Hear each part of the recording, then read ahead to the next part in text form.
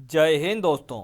माँ नर्मदा क्लासेस में आपका स्वागत है और मैं लेके आया हूँ आपके लिए एक वीडियो 4 फरवरी 2023 करंट अफेयर्स। 4 फरवरी 2023 से जितने भी करंट अफेयर्स के क्वेश्चन बनेंगे वो हम इस वीडियो में डिस्कस करेंगे। करंट अफेयर्स के बाद सामान्य प्रबंधन के प्रश्नों को भी देखेंगे और उनके उत्तर जानेंगे। इस वीडियो की पीडीएफ आपको हमारे टेलीग्राम चैनल माँ नर्मदा क्लासेस से मिल जाएगी। टेलीग्राम चैनल की लिंक मैंने इस वीडियो के डिस्क्रिप्शन में दे दी है, तो आप लिंक पे जाके टेलीग्राम चैनल ज्वाइन कर लें। तो वीडियो शुरू करते हैं। प्रश्न नंबर पहला, भोपाल के इस्लाम नगर का नया नाम क्या रखा गया है? तो ये जगदीशपुर। भोपाल के इस्लाम नगर का नाम क्या रखा गया है? तो ये जगदीशपुर रखा गया है। क्या नाम रखा गया है? जगदीशपुर। प्रश्न नंबर दूसरा, आईसीसी महिला टी20 वर्ल्ड कप 10 फरवरी से कहां शुरू होगा? तो ये दक्षिण अफ्रीका में। आईसीसी महिला टी20 वर्ल्ड कप 10 फरवरी से कहां शुरू होगा? तो दक्षिण अफ्रीका में। कहां पे शुरू होगा? दक्षिण अफ्रीका में शुरू होगा। और कब से, और इसमें कुल कितनी टीमें भाग लेगी? तो 10 टीमें। कितनी टीमें हिस्सा लेगी? 10 टीमें हिस्सा लेगी। और जो ये 2020 का हुआ था, ये कहां पे हुआ था? तो ये ऑस्ट्रेलिया में हुआ था।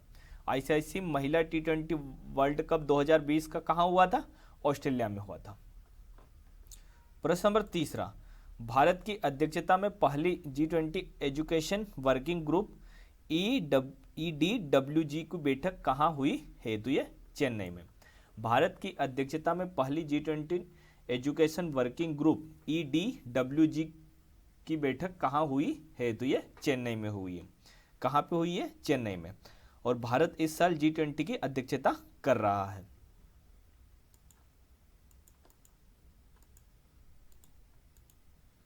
प्रश्न नंबर चौथा, सूरज कुंड अंतर्राष्ट्रीय शिल्प मेला 2023 कहां शुरू हुआ है? तो ये हरियाणा में।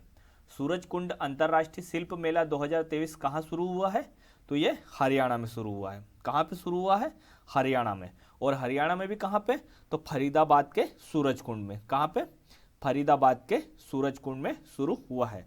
और ये सूरज कुंड अंतर्राष्ट्रीय शिल्प मेले का आयोजन 3 से 19 फरवरी 2023 तक होगा। इसका आयोजन 3 से 19 फरवरी 2023 तक होगा। 2023 में इस मेले का 36वां संस्करण है। 2023 में सूरज कुंड अंतर्राष्ट्रीय शिल्प मेले का 36वां संस्करण है। सूरज कुंड शिल्प मेला पहली बार 1987 में आयोजित किया गया था। सूरज कुंड शिल्प मेला पहली बार 1987 में आयोजित किया गया था। कब आयोजित किया गया था? 1987 में आयोजित किया गया था। प्रश्न नंबर पांचवा, केंद्र सरकार ने देश को कब तक एनीमिया मुक्त करने का लक्ष्य रखा है? तो ये 1947 तक, 2047 तक। केंद्र सरकार ने देश को कब तक एनीमिया मुक्त करने का लक्ष्य रखा है? तो 2047 तक। कितना लक्ष्य रखा है? 2047 लक्ष्य रखा है। इसके अलावा मुख्य स्थानों पर 157 नए नर्सिंग कॉलेज स्थापित किए जाएंगे। 1947 तक तो एनीमिया मुक्त करने का लक्ष्य रखा है। इसके अलावा मुख्य स्थानों पर 157 नए नर्सिंग कॉलेज स्थापित किए जाएंगे। और ये एनीमिया क्या होता है? तो ये एनीमिया में रक्त की कमी हो जाती है। एनीमिया रोग में क्या हो जाता है? रक्त की कमी हो जाती है।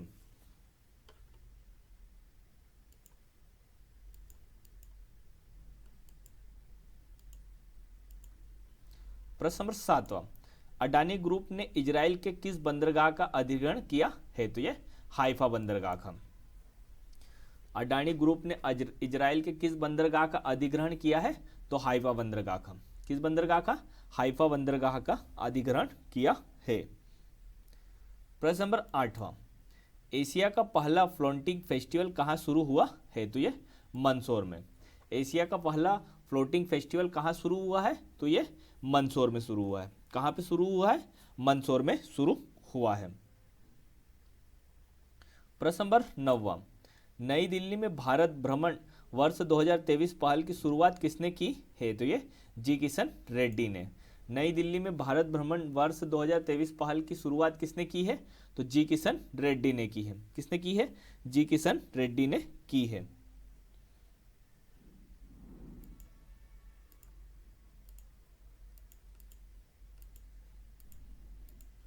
प्रश्न नंबर 10वां, किस देश को 2025 में मैड्रिड अंतर्राष्ट्रीय पुस्तक मेले की थीम देश के रूप में आमंत्रित किया गया है? तो ये अपने देश भारत को। किस देश को 2025 में मैड्रिड अंतर्राष्ट्रीय पुस्तक मेले के थीम देश के रूप में आमंत्रित किया गया है? तो अपने देश भारत को। प्रश्न नंबर 11वां, आरबीआई की रिपोर्ट के अनुसार किस राज्य से सबसे अधिक जीएसटी प्राप्त हुआ है? तो ये महाराष्ट्र से। आरबीआई की रिपोर्ट के अनुसार किस राज्य से सबसे अधिक जीएसटी प्राप्त हुआ है? तो ये महाराष्ट्र से। किस राज्य से? महाराष्ट्र से। अब ये महाराष्ट्र से प्राप्त हुआ है, तो महाराष्ट्र की राजधानी क्या है? मुंबई। महाराष्ट्र की राजधानी क्या है? मुंबई। और महाराष्ट्र के राज्यपाल कौन है? भगत सिंह कोश्यारी। महाराष्ट्र के राज्यपाल कौन है? भगत सिंह कोश्यारी। और महाराष्ट्र के मुख्यमंत्री एकनाथ शिंदे। महाराष्ट्र के मुख्यमंत्री एकनाथ शिंदे। प्रश्न नंबर 12वां, इक्वेटोरियल गिनी की पहली महिला प्रधानमंत्री कौन बनी है? तो ये मैनुएला रोका बोटे बनी है। इक्वेटोरियल गिनी की पहली महिला प्रधानमंत्री कौन बनी है? तो मैनुएला रोको बोटे। कौन बनी है? मैनुएला रोका बोटे बनी है। अब सामान्य प्रबंधन के महत्वपूर्ण प्रश्न। प्रश्न नंबर 1, संगठनात्मक लक्ष्यों को प्राप्त करने के लिए निष्पादन के मापन और संशोधन को शामिल करता है? तो ये नियंत्रण। संगठनात्मक लक्ष्यों को प्राप्त करने के लिए निष्पादन के मापन और संशोधन को शामिल करता है? तो ये नियंत्रण।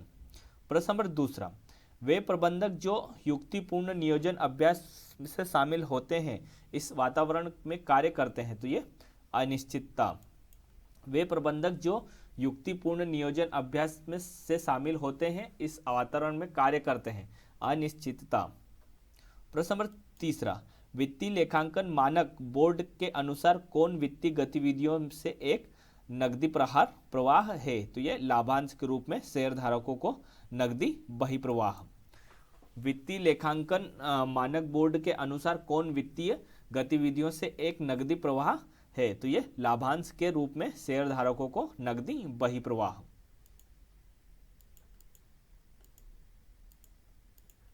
प्रश्न नंबर 5, एक व्यवसाय द्वारा उत्पादन या सेवा की गुणवत्ता में सुधार के लिए किसके द्वारा मिली प्रतिक्रिया सबसे महत्वपूर्ण है? तो ये ग्राहक के द्वारा। एक व्यवसाय द्वारा उत्पादन या सेवा की गुणवत्ता में सुधार के लिए किसके द्वारा मिली प्रतिक्रिया सबसे महत्वपूर्ण होती है? तो ये ग्राहक के द्वारा। प्रश्न नंबर 6, एक नौकरी से दूसरे में व्यवस्थित रूप से चल रहे श्रमिकों की प्रक्रिया को इस प्रकार जाना जाता है? तो यह कार्य आवर्तन। एक नौकरी से दूसरे में व्यवस्थित रूप से चल रहे श्रमिकों की प्रक्रिया को इस प्रकार जाना जाता है? तो कार्य आवर्तन के प्रकार से जाना जाता है। प्रश्न नंबर 7, नकदी उपकरण और अन्य ऐसे संसाधन जो एक इकाई के मालिक हैं और इसके संचालन के लिए इस्तेमाल करते हैं क्या कहलाते हैं? तो ये परिसंपत्ति कहलाते हैं। नकदी उपकरण और अन्य ऐसे संसाधन जो एक इकाई के मालिक हैं और इसके संचालन के लिए इस्तेमाल करते हैं क्या कहलाते हैं? तो परिसंपत्ति। क्या कहलाते हैं? परिसंपत्ति। प्रश्न नंबर 8, प्रबंधकों की परिष्कृत प्रणाली विकसित करने में मदद करता है जिससे सूचना पर बेहतर नियंत्रण मिलेगा? तो ये कंप्यूटर आधारित सूचना प्रणाली। रिक्त स्थान प्रबंधकों की परिष्कृत प्रणालियां विकसित करने में मदद करता है जिससे सूचना पर बेहतर नियंत्रण मिलेगा? तो ये कंप्यूटर आधारित सूचना प्रणाली। प्रश्न नंबर 9, धन वक्तव्य के उपयोगों और स्रोतों को रिक्त स्थान के हिस्से के रूप में परीक्षित किया जाएगा? तो ये निधि प्रवाह विश्लेषण। धन वक्तव्य के उपयोगों और स्रोतों को रिक्त स्थान के हिस्से के रूप में परीक्षित किया जाएगा? तो ये निधि प्रवाह विश्लेषण।